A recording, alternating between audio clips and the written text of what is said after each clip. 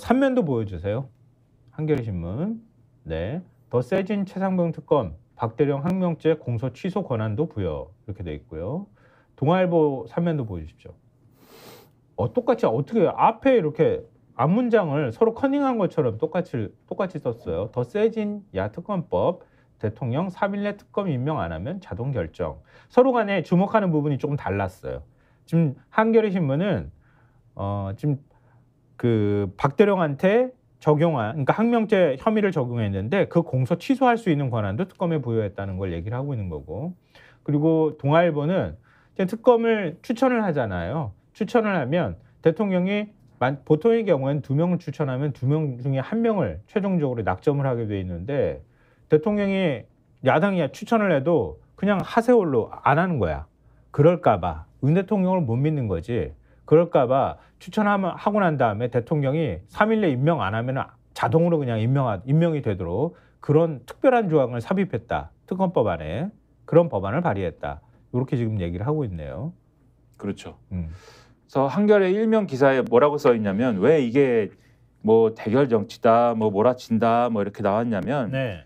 한겨레 일면 기사가 개원과 동시에 전쟁이 시작됐다 이렇게 시작을 합니다. 표현이 너무 흥미롭더라고. 그렇죠. 역대 어떤 국회에서나 원구성 협상을 두고 여야가 개원 전투에 나섰는데 그건 맞는데 정권의 핵심 인사들을 겨누는 특검법이 개원 일성으로 터져나온 것은 처음이다. 이런 탓에 22대 국회에선 총선 민심을 화력을 삼아서 윤석열 정부를 강력 견제하려는 거대 야당과 대통령의 거부권 등을 활용해 이에 맞서려는 여당의 대결 정치가 심화될 거다. 이렇게 전망을 하는 겁니다. 예. 그래서 이제 이런 제목이나 평가를 하고 있는 것이고 네. 삼면 기사로 넘어가면 앞서 말씀하신 것처럼 최상병 특검법 지금 발의하겠다고 하는 거에 대해서 요 내용이 구체적으로 나와 있는데 네. 당론 발의를 지금 한 거고요. 이 각종 경우의 수를 따져서 기존 특검법의 빈틈을 메우는데 주력했다. 이렇게 돼 있습니다. 네. 기존 특검법이 특검의 역할을 수사 외압 의혹 수사로 국한을 했다면 이번 특검법은 최상병 사건과 관련된 수사와 재판을 모두 포괄할 수 있도록 특검의 수사 대상과 업무 범위를 대폭 늘린 게 특징이다. 이렇게 돼 있습니다. 네. 그래서 경찰 그리고 공수처, 군사법원, 국가인권위 등으로 쪼개진 수사, 재판을 특검이 다 넘겨받도록 한 것이고 그러면 공수처 수사 외압 의혹도 새롭게 수사 대상에 포함이 되는 거고요.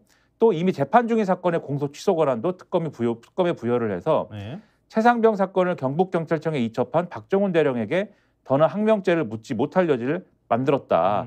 그렇게 돼 있고 네. 말씀하신 대로 특검 후보 추천권도 이전 법과 달라졌다.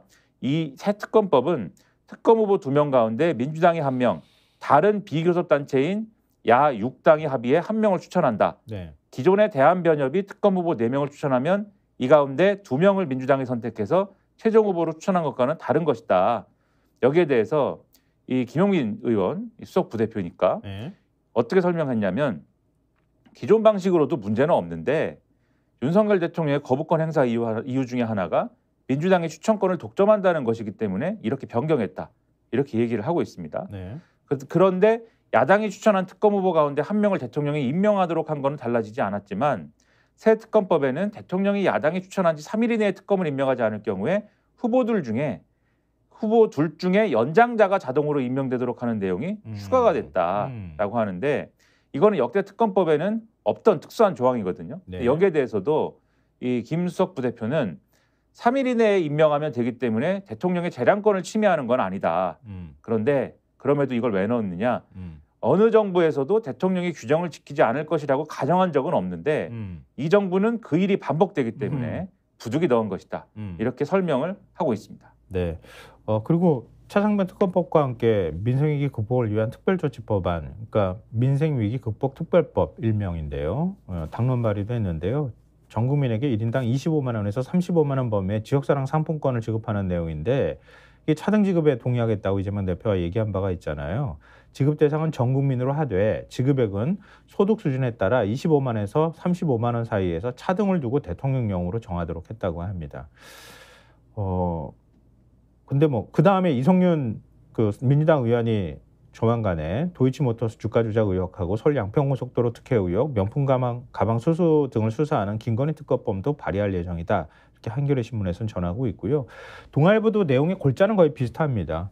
근데 앞서 이제 한겨레 신문의 표현들이 되게 이례적이잖아요. 일종의 전투 모드에 대한 얘기들을 썼는데 동아일보 3면 기사 보면은 민주당이 이런 특검법을 바로 당론 법안으로 발의하며 몰아치기에 나섰다 이런 표현이 좀 들어가 있습니다.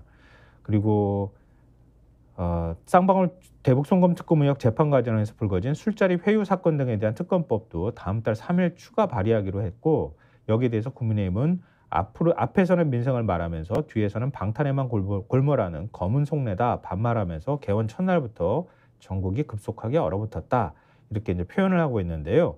동아일보는 각 조항마다 논란이 되고 있다, 뭐 논란이다 이런 식의 표현들을 계속 쓰면서 반박을 하는 내용들을 이렇게 표현하고 있더라고요. 근데 그거는 앞서도 민주당의 얘기들을 설명을 해줬으니까 동아일보는 반대 시점에서 민주당의 얘기를 전하고 있어요. 예를 들면 이런 거예요. 지금 그 특검 후보 추천을 받은 대통령이 3일 이내 특검을 임명하지 않을 경우 연장자가 자동으로 특검에 임명되도록 한 부분을 두고 대통령의 공무원 임명 권한을 침해한다는 논란이 일고 있다. 이러면 민주당에서 거기에 대해서 설명을 한 부분들을 뒤에 붙이는데요. 김용민 원내 수석부대표가 특검에 전례가 없는 조항이라면서도 3일 이내 임명해야 한다는 법을 따르지 않는 대통령이 잘못한 것이지 법이 잘못된 것은 아니다. 뭐 이렇게 주장했다고 하는 내용처럼 이렇게 앞서 민주당이 하려고 하는 거에 반대 논리로 동아일보가 논란이다라고 하면서 쓰면 민주당이 거기에 역으로 거기에 대한 설명을 붙이는 이런 방식으로 좀 기사를 구성하고 있습니다. 뭐 진보신문하고 보수신문의 어떤 보는 시각이 좀 차이가 있다. 이런 정도로 우리가 이해하면 될 것 같아요. 아마도 다른 신문들 그나마 이제 동아일보는 어쨌든 그나마 그 정도는 하니 다행이지. 민주당의 안이 있고 거기에 대한 비판이 있고 그런데 민주당은 그 비판에 대해서 반론한다 요구성인데 그치. 다른 보수 언론은 그것도 안 해요. 다른 보수 언론은 그냥 여기는 논란이 된다. 논란이 된다. 대통령의 행정 재량권 침해한 것이 침해했다는 지적이 나온다. 여기서 끝나요 그냥. 맞아요. 뭐 그걸 우리가 다 일일이 설명드릴 필요는 없을 것 같은데요. 다만 국민의힘에서 뭐라고 하는지는 우리가 들어봐야 될 거 아니겠어요? 그렇죠. 민주당이 조국혁신당과 손잡고 방탄에 나섰다 이러면서 반발했다고 하는데요. 추경호 원내대표는 공수처 외압 의혹의 특검에 대해서 자고 나면 의혹을 제기하는 습관이 있느냐, 공수처가 수사 과정에 있는데 무슨 외압 의혹인가, 얼토당토하는 이야기다 이렇게 얘기를 했다고 합니다. 그리고 차상배 특검법에서 특검 추천권을 비교섭 단체까지 확대한 것을 두고 이렇게 사실상 조국혁신당한테 특검 그 추천권을 준 거나 마찬가지다 이렇게 얘기를 하고 있는데 장동혁 원내 수석 대변인은 조국혁신당은 입법권을 남용해 정치 보복하겠다는 사람들인데 그 사람들에게 추천권을 주는 게 맞느냐 이렇게 얘기를 했다고 합니다. 또 3일 이내 특검을 임명하지 않으면 연장자가 자동으로 특검에 임명되는 조항에 대해서는 대통령 특검 임명권까지 박탈해 위헌 소지가 크다 이렇게 비판했다고 합니다. 민생회복지원금에 대해서도 현금 살포 포퓰리즘이다. 행정 입법권까지 침해하는 지역화폐 지급 법안을 민생회복지원 대책이라며 22대 국회 전면에 내세우고 있다 이렇게 비판을 했다고 합니다.